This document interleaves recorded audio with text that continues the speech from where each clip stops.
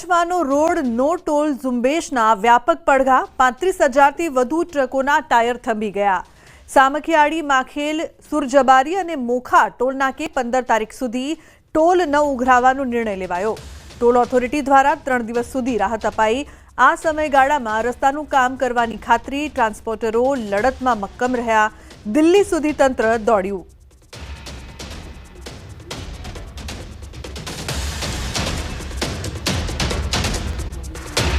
જૂનાગઢ સફાઈ કર્મચારીઓની હડતાળનો ચોથો દિવસ। 800 જેટલા સફાઈ કર્મચારીઓ છે હડતાળ પર। સફાઈ કર્મચારીઓ પોતાની માંગ સાથે અડગ। શહેરના ઠેર ઠેર ગંદકીના ગંજ।